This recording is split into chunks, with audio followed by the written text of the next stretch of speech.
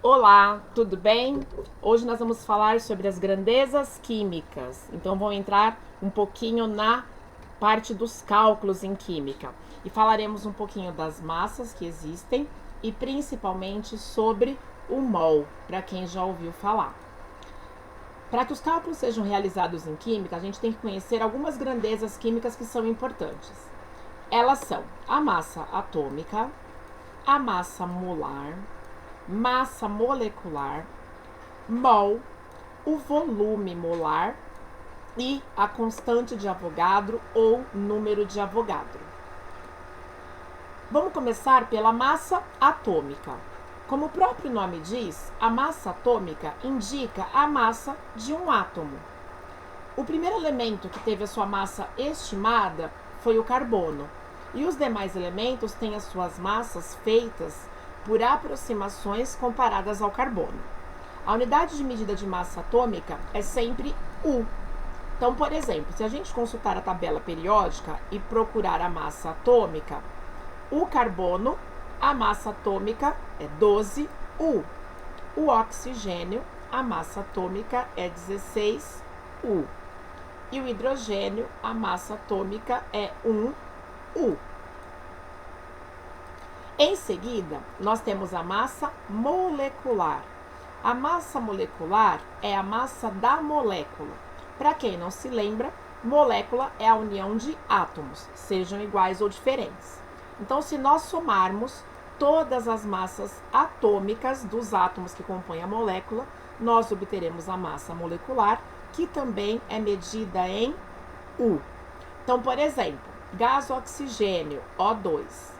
Nós vamos pegar a massa do oxigênio, que é 16, e multiplicar por 2, que é a quantidade de átomos. Então, a molécula de gás oxigênio tem massa molecular 32U. O gás ozônio, O3. Nós temos uma molécula formada por 3 átomos de oxigênio. Então, nós pegaremos a massa do O, que é 16, vezes 3, que é a quantidade de átomos. Então, a massa molecular do gás ozônio é 48U. Uma molécula agora composta, H2O. Nós temos dois elementos, então nós vamos somar a massa dos dois. Sendo que o hidrogênio vai ser multiplicado por 2, porque são 2 hidrogênios. Somado com o oxigênio, que é 16. O resultado, 18U. Essa é a massa molecular da água. E mais um exemplo, CO2. Nós temos a massa atômica do carbono, que é 12, a massa atômica do O, que é 16, multiplicado por 2, porque são 2 átomos de oxigênio. Massa total, massa molecular do CO2, 44U. Na sequência, nós temos a massa molar. É aqui que vai surgir o número de mols. A massa molar a gente calcula igualzinho à massa molecular. Nós vamos usar as massas atômicas. Porém, o que muda é a sua unidade de medida, que vai ser expressa em gramas por mol. Então, se nós usarmos os exemplos anteriores, o O2 tem massa molecular 32U. Então, a massa molar dele será 32 gramas por mol. A molécula de água tem massa molecular igual a 18U. Então, a massa molar da água vai ser 18 gramas por mol. E o CO2 tem massa molecular 44U, portanto, a sua massa molar será 44 gramas por mol. É essa relação de gramas por mol que vai trazer a referência do mol. Então, o mol é uma unidade específica da química que indica a quantidade de matéria. A partir da massa molar, nós conseguimos converter o número de mols em massa, através de uma regra de 3 ou uma proporção. Então, por exemplo, a molécula de água, nós temos a massa molar igual a 18 gramas por mol. Isso significa que em 1 mol de água, nós temos 18 gramas. O número de mols varia de acordo com a substância, porque vai depender das massas atômicas.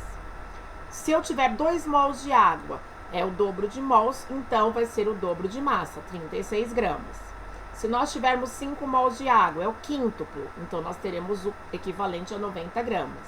Se nós tivermos 10 mols de água, nós teremos 180 gramas. Então, aqui o raciocínio envolvido pode ser uma regra de 3 ou a proporcionalidade, já que são grandezas diretamente proporcionais.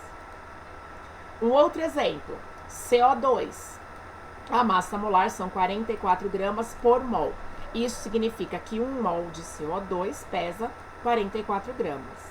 Se nós tivermos 2 mols, o número de mols dobrou, a massa também dobra, serão 88 gramas.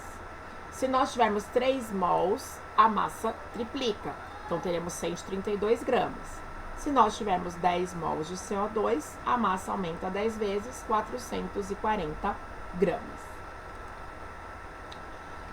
Uma outra grandeza que nós podemos usar também é o volume molar. Porém, ele só é válido para gases, e esses gases têm que estar em CNTP, que são as condições normais de temperatura e pressão. Quando falamos que um gás está na CNTP, significa que a pressão dele é a pressão a nível do mar, então corresponde a 1 atm ou 760 mmHg, e a temperatura desse gás equivale a 0 graus Celsius ou 273 Kelvin. Então, 1 mol de qualquer gás em CNTP ocupa um volume correspondente a 22,4 litros. Observem aqui o exemplo do gás oxigênio. A massa molar do oxigênio são 32 gramas por mol. Então, 1 mol de O2 pesam 32 gramas. Eu também posso dizer que 1 mol de O2 ocupa um volume de 22,4 litros. Se eu substituir 1 mol pela massa, então significa também que em 32 gramas de O2, que é a massa de 1 mol, ocupa 22,4 litros. Se essa massa dobrar para 64 gramas, o volume vai dobrar para 44,8 litros. Então, nós podemos fazer a relação de mol e massa, de massa e volume e de mol e volume. E para finalizar, nós temos a constante de Avogadro ou número de Avogadro. Ela vai trazer para nós a relação entre a quantidade de matéria, que é 1 mol, com o número de partículas e moléculas. Então, 1 mol de qualquer substância vai ter 6 vezes 10 a 23 partículas, ou 6 vezes 10 a 23 moléculas. Observem aqui o exemplo com o gás oxigênio. 1 mol de O2 pesa 32 gramas. Então, isso significa que em 1 mol de O2 nós temos 6 vezes 10 a 23 moléculas de gás oxigênio. Mas também eu posso substituir o mol pela massa. Então, 32 gramas de O2, que corresponde a 1 mol, tem 6 vezes 10 a 23 moléculas. Se nós tivermos o dobro de massa, 64 gramas, nós teremos o dobro de moléculas, que corresponde a 12 vezes 10 a 23 moléculas, que colocando na forma correta de notação científica, será 1,2 vezes 10 a 24 moléculas. Espero que vocês tenham entendido e que consigam fazer os cálculos com maior facilidade. Obrigada e até a próxima!